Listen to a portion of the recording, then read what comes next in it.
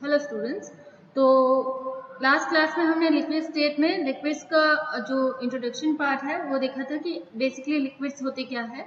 Okay, इस वाले video में हम इंटरमॉलिक्यूलर फोर्सेस ऑफ लिक्विड्स पढ़ेंगे। जैसे कि आपने गैसेस स्टेट में पढ़ा था कि गैसेस स्टेट में जो इंटरमॉलिक्यूलर इंटरैक्शन होते हैं, इंटरमॉलिक्यूलर इंटरैक्शंस होते हैं, उन्हें हम क्या कहते हैं? उन्हें हम कहते हैं कि ये वॉन डर वाल्स फोर्सेस हैं। वॉन डर वाल्स फोर्सेस हैं, ठीक है, जिसे कि कोहेसिव फोर्स भी कहते हैं। कोहेसिव फोर्सेस भी कहते हैं, ठीक है। ओके, तो ये हमने जो है पढ़ लिया है। यहाँ पे लिक्विड स्टेट में भी इंटरमॉलिक्यूलर इंटरैक्शंस होते हैं। लिक्विड स्टेट में भी इंटरमॉलिक्यूलर इंटरैक्शंस होते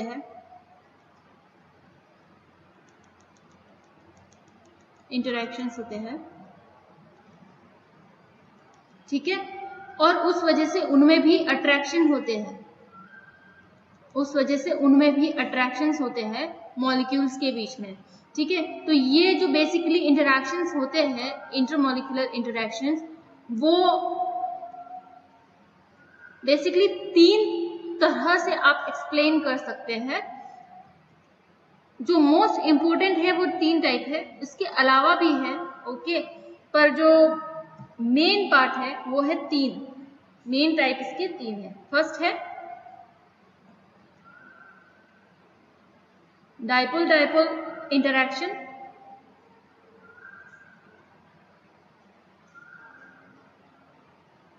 राइट। सेकेंड है dipole induced dipole interaction,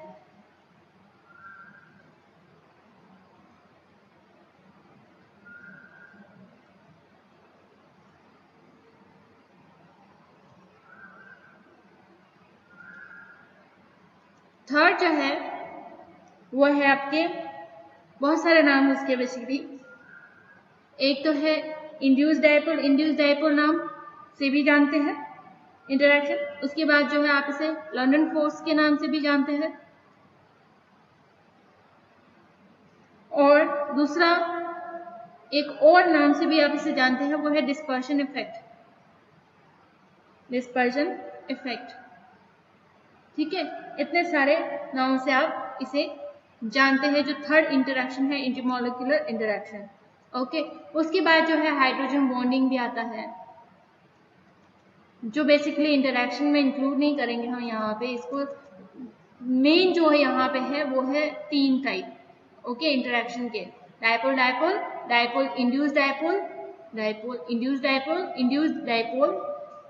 dipole, ठीक है, जिसे लंदन फोर्स और डिस्पर्शन इफेक्ट भी कहते हैं। तो ये सारे जो है हमारे पास इफेक्ट है, राइट। अब हम यहाँ पे जो है वो आगे देखते हैं, एक एक करके इनको एक्सप्लेन करने की कोशिश करेंगे।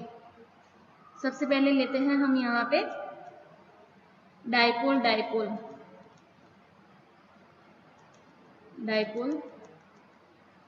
में 1 मिनट,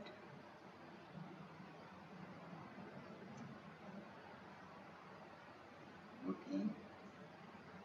डाइपोल इंटरैक्शन,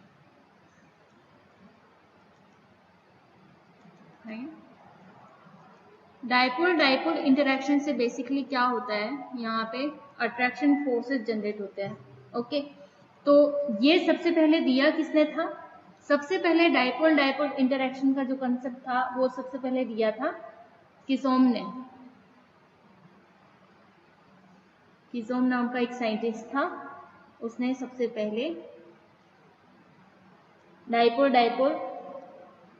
इंटरैक्शन का जो कंसेप्ट है वो दिया था। और किसमें दिया था? कुछ मॉलिक्यूल्स थे जिनके पास क्या था, एक स्थायी द्विध्रुव आघूर्ण था, ठीक है, permanent dipole moment.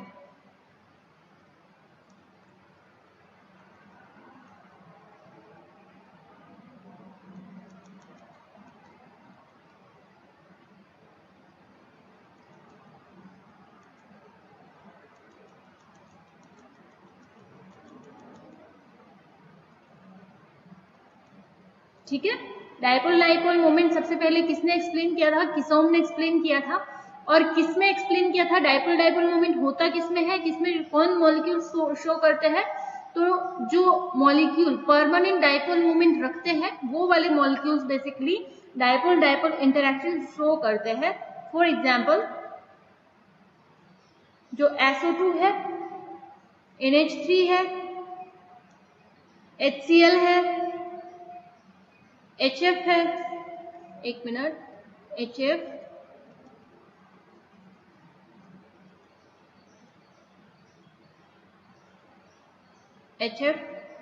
HCN etcetera.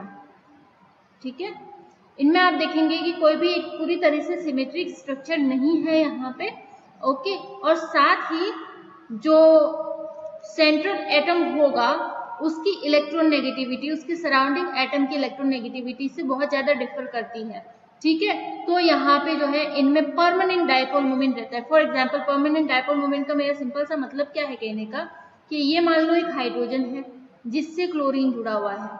ठीक है, दूसरा है कि ये हाइड्रोजन है, इससे फ्लोरीन जुड़ा। क्लोरीन से आप ज्यादा फेमिलियर नहीं होंगे, आप ज्यादा फेमिलियर होंगे FON वाले कंसेप्ट से। ठीक है, कि सबसे ज्यादा जो है वो इलेक्ट्रॉन नेगेटिविटी किसकी होती है, तो इनकी होती है, FON की। सबसे ज्यादा F की होती है, फिर O की होती है, फिर N की होती है। तो ये तो सबने पढ़ा होगा कहीं ना कहीं। ठीक है, तो यहाँ पे बेसिकली क्या होता है, मान लो कि ये HF है आपका, राइट। अब यहाँ पे F की इलेक्ट्रॉन नेगेटिविटी बहुत ज्यादा है और H की इलेक्ट्रॉन नेगेटिविटी F के कंपैरिजन में बहुत ज्यादा कम है। तो यहाँ पे क्या होता है कि जो इलेक्ट्रॉन्स होते हैं ना, बॉन्ड के इलेक्ट्रॉन हमेशा थोड़ा शिफ्ट करते हैं F की तरफ, ऑलवेज। ठीक है, तो यहाँ पे हमेशा F पे क्या रहता है, पार्शियल नेगेटिव चार्ज रहता है, और H पे हमेशा पार्शियल पॉजिटिव चार्ज रहता है, ये हमेशा रहता है। ठीक है, तो इस तरह से जो बॉन्ड के इलेक्ट्रॉन्स होते हैं वो इलेक्ट्रॉन्स किसी एक एटम की तरफ जो है वो डायरेक्ट होते हैं हमेशा। तो उस वजह से उनमें क्या होता है, पोलराइजेशन हो जाता है पूरे मॉलिक्यूल में।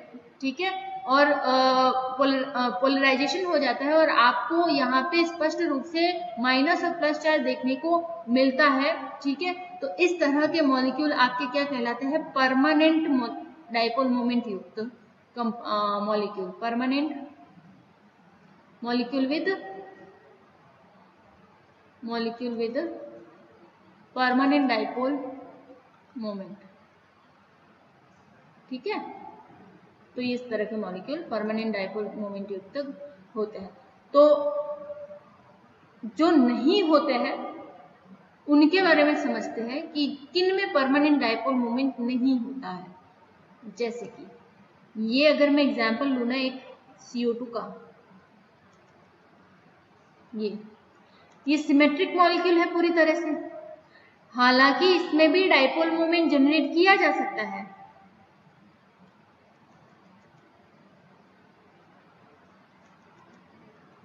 Can be generated in this molecule.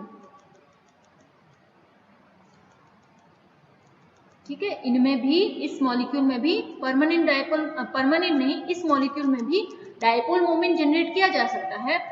But basically ये क्योंकि एक तो सिमेट्रिक मॉलिक्यूल है और अपने दोनों तरफ जो है वो सेम इलेक्ट्रॉन नेगेटिविटी युक्त एटम से जुड़ा हुआ है, सेंट्रल कार्बन एटम, इसलिए इसमें क्या होता है, इसमें आपको डायपोल मोमेंट नॉर्मली देखने को नहीं मिलता, पर इसमें जनरेट किया जा सकता है डायपोल मोमेंट। ओके, लेकिन कुछ मॉलिक्यूल ऐसे भी है जिनमें डायपोल मोमेंट न के बराबर होता है, उनमें जनरेट करना भी बहुत मुश्किल है।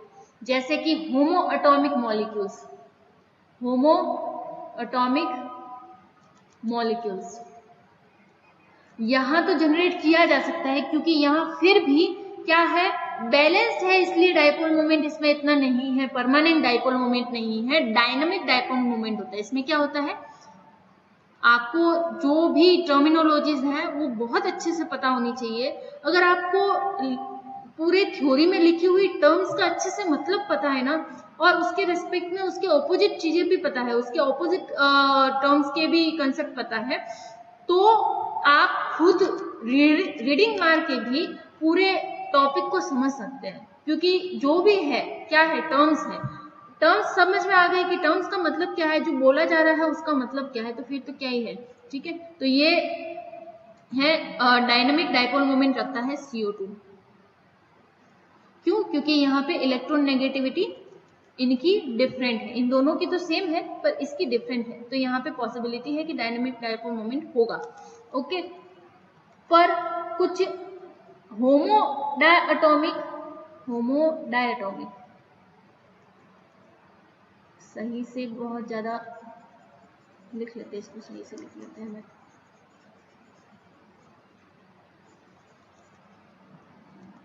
ये होमो डायटोमिक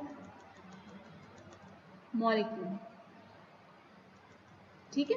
होमो diatomic molecule means H2O2 N2, ये सारे क्या है, ये सारे के सारे आपके होमो डायटोमिक मॉलिक्यूल्स हैं, राइट। अब इनमें क्या होता है ना, ये ना तो परमानेंट डायपोल मोमेंट शो करते हैं ना डायनेमिक डायपोल मोमेंट शो करते हैं, ठीक है। इनमें बहुत मुश्किल होता है डायपोल मोमेंट जनरेट करना, क्योंकि ये जुड़े हुए भी कैसे है, देखो अगर ये आपस में जुड़े हुए हैं तो आप कैसे जनरेट कर सकते हो इसमें मॉलिक्यूल डायपोल मोमेंट, बहुत मुश्किल होता है, ठीक है। क्योंकि दोनों की ही इलेक्ट्रोनेगेटिविटी क्या है, बिल्कुल ही सेम है, दोनों की इलेक्ट्रोनेगेटिविटी बिल्कुल ही सेम है। अब कैसे इसमें जनरेट आप कर सकते हो, बहुत मुश्किल से जनरेट होता है इनमें डायपोल मोमेंट, राइट। तो ये है कि परमानेंट डायपोल मोमेंट क्या होते हैं, डायनेमिक डायपोल मोमेंट क्या होते हैं, और ऐसे कौन से मॉलिक्यूल है जिनमें डायपोल मोमेंट जनरेट करना, ऐसा नहीं कभी हो ही नहीं सकता पॉसिबिलिटी। देखो केमिस्ट्री में ऐसा है कि ऐसा कह ही नहीं सकते कि कोई पॉसिबिलिटी ही नहीं है, ठीक है।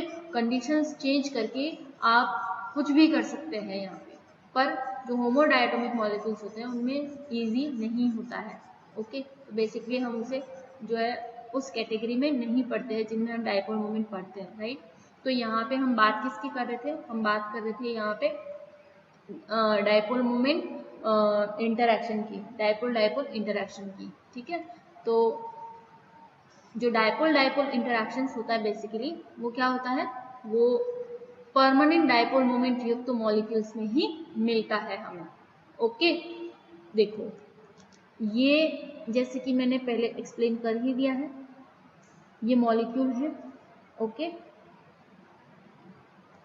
ये प्लस चार्ज माइनस चार्ज, मैंने कहा कि ये तो हमेशा रहेगा, परमानेंट डायपोल मोमेंट में ये केस तो हमेशा रहेगा, प्लस चार्ज माइनस चार्ज तो रहेगा ही रहेगा, ठीक है। तो यहाँ इनको तो कोई दिक्कत ही नहीं है कि कहाँ से आया, होता ही है ना। तो बहुत सारे मॉलिक्यूल्स जो है, एक आपने मान लो लिक्विड ले रखा है, लिक्विड में मॉलिक्यूल्स इतने भी दूर दूर नहीं होते हैं गैस की तरह, जैसा कि हमने पढ़ा है, राइट।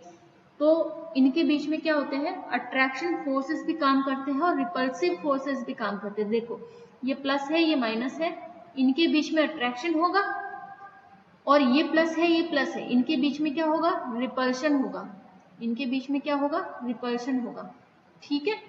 अब क्या होता है ना कि एक मॉलिक्यूल में, या फिर मान लो कि ये हमने एक लिक्विड लिया है, सब्सटेंस लिया है, ओके।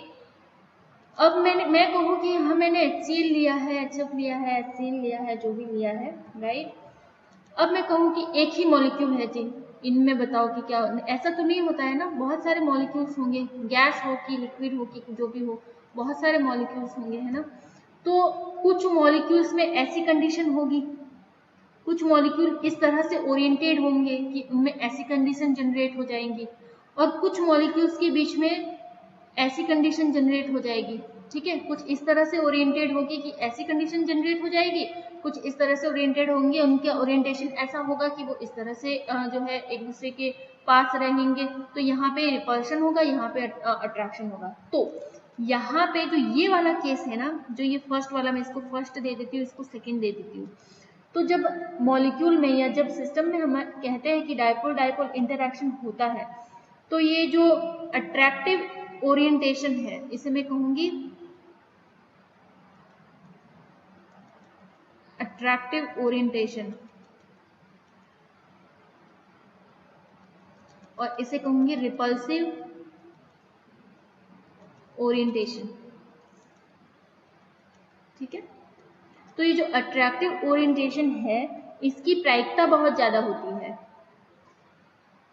प्रोबेबिलिटी इज हाई, ठीक है। और ये जो रिपल्सिव है इसकी प्रोबेबिलिटी कम होती है, प्रोबेबिलिटी इज लो, ठीक है। तो इसकी प्रोबेबिलिटी फर्स्ट की ज्यादा होती है और इस तरह के ओरिएंटेशन की प्रोबेबिलिटी बहुत ज्यादा कम होती है, ठीक है।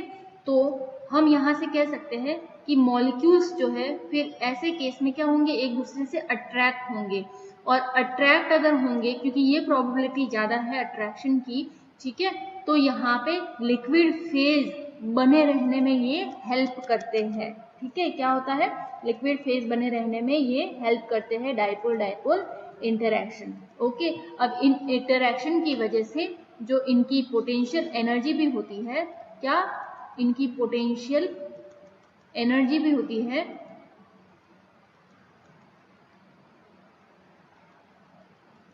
Changes due to this interaction, ठीक है। इस इंटरैक्शन की वजह से इनकी पोटेंशियल एनर्जी भी चेंज होती है, राइट, ओके। ये तो हो गई बात थ्योरेटिकल कि किस तरह से अट्रैक्शन फोर्स होते हैं, किस तरह से इनका ओरिएंटेशन होता है, कौन से ओरिएंटेशन की प्रोबेबिलिटी ज्यादा होती है, किस तरह के अट्रैक्शन फोर्सेस की वजह से, एक मिनट ये मैंने स्पेलिंग गलत लिखा है, किस तरह के अट्रैक्शन फोर्सेस की वजह से पोटेंशियल एनर्जी या फिर हिंदी में आप इसे कहते हैं स्थितिज ऊर्जा, मॉलिक्यूल्स की स्थितिज ऊर्जा में परिवर्तन होता है, वो सब हमने देखा है अभी, है ना, ठीक है। अब हम कहते हैं यहाँ पे एक पॉइंट लेते हैं, यहाँ पे जो मैथमेटिकल एक्सप्रेशन है इसका वो देखते हैं कि मैथमेटिकली आप इसे एक फॉर्मूला से या इक्वेशन कह लो उससे एक्सप्लेन कर सकते हैं कि इसकी जो एनर्जी होती है, स्थितिज ऊर्जा में चेंज की जो एनर्जी होती है, या फिर इनमें जो ये अट्रैक्शन फोर्स होता है, बेसिकली यही तो होता है, अट्रैक्शन फोर्स होता है। तो अट्रैक्शन फोर्स की वजह से एनर्जी चेंज होती है, जिसे आप स्थितिज ऊर्जा की एनर्जी भी कह सकते हैं। तो इस एनर्जी को आप एक और तरीके से भी कह सकते हैं अट्रैक्टिव एनर्जी, अट्रैक्शन की वजह से ये ओरिएंटेशन होता है, इसे आप जो है जो एनर्जी यहाँ पे रिलीज होंगी, अट्रैक्टिव ओरिएंटेशन की वजह से जो एनर्जी रिलीज होंगी, आप इसे कह सकते हैं ओरिएंटेशन एनर्जी। क्या कह सकते हैं, ओरिएंटेशन एनर्जी, जो बेसिकली क्या है, अट्रैक्शन की वजह से होने वाली एनर्जी है। दो पोल्स, दो डाइपोल्स आपस में अट्रैक्शन शो करते हैं, उस वजह से जो है एनर्जी रिलीज होती है, उनके प्रॉपर ओरिएंटेशन में अट्रैक्शन की वजह से एनर्जी रिलीज होती है, उसे हम कह रहे हैं यहाँ पे ओरिएंटेशन एनर्जी, जिसे हम रिप्रेजेंट कर रहे हैं ई नोट से, ठीक है। इसको हम मैथमेटिकली अगर एक्सप्लेन करना चाहे तो ये इस तरह से किया जा सकता है, -2 μ1 μ2, कोई आपको डेरिवेशन सॉल्व नहीं करना है इसमें, सीधा सा ये फॉर्मूला याद रखना है, ठीक है। 1/3kTr⁶,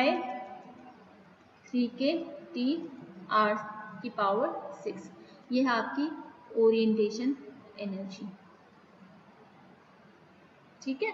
ये सारे के सारे क्या होते हैं, ये सारे के सारे होते हैं कांस्टेंट, सिर्फ चेंज होता है वो इसकी आर होती है। ये आपने बहुत जगह पढ़ा होगा, अपनी जो छोटी क्लासेस है 11th-12th में भी आपने ये पढ़ा होगा, है ना, ये कोई नई बात नहीं पढ़ रहे हम यहाँ पे, बेसिकली ये बेस है, ठीक है। तो यहाँ पे जो μ1 है μ2 है, ये क्या है, आपके डाइपोल मोमेंट है, ये क्या है, आपके डाइपोल मोमेंट है। म्यू यहाँ पे क्या है, यहाँ पे डाइपोल मोमेंट है, एक मॉलिक्यूल का डाइपोल मोमेंट।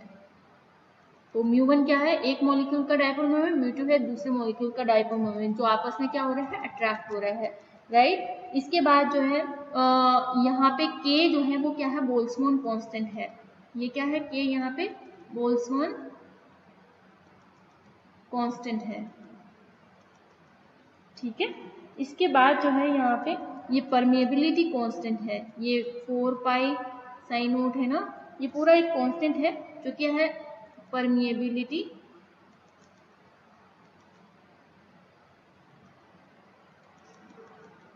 कांस्टेंट है, ठीक है, परमेबिलिटी कांस्टेंट, पारगम्यता गुणांक है ये, राइट, ओके। तो अब है यहाँ पे जो लास्ट है वो टी। टी क्या है, यहाँ पे टेम्परेचर को शो कर रहा है। टी किसको शो कर रहा है, टेम्परेचर को शो कर रहा है। तो टी जो है वो आप इसे कह सकते हैं एब्सोल्यूट टेम्परेचर। टी हमारा एब्सोल्यूट टेम्परेचर है। क्लियर है इतना, ठीक है। तो अब यहाँ पे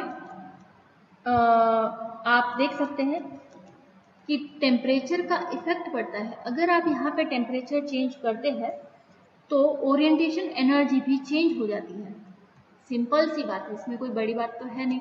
जैसे जैसे आप टेम्परेचर मान लो बढ़ाते हैं तो ओरिएंटेशन एनर्जी क्या होगी, कम होगी, यानी कि अट्रैक्शन वहां पे कम होंगे। सिंपल सी बात है, कोई लिक्विड है उसका टेम्परेचर बढ़ाओ तो वो क्या होती है, गैस में कन्वर्ट होने लगती है।